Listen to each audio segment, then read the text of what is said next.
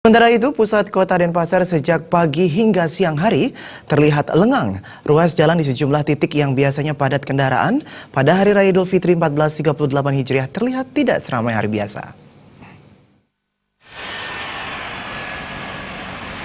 Berdasarkan pantauan, sejumlah ruas jalan di Denpasar bertepatan Hari Raya Idul Fitri 1438 Hijriah terlihat lengang, sehingga arus lalu lintas lancar.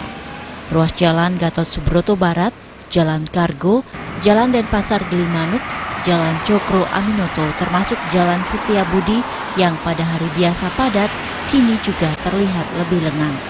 Banyak toko tutup pada hari libur Lebaran.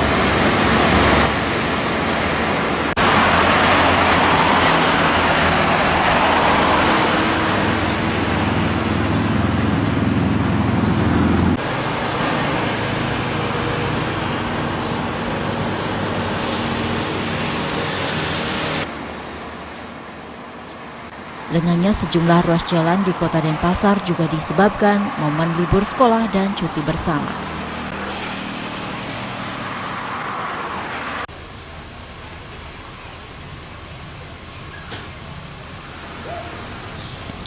Suasana di Terminal Ubung juga terlihat lengang karena tidak banyak masyarakat memanfaatkan kendaraan umum.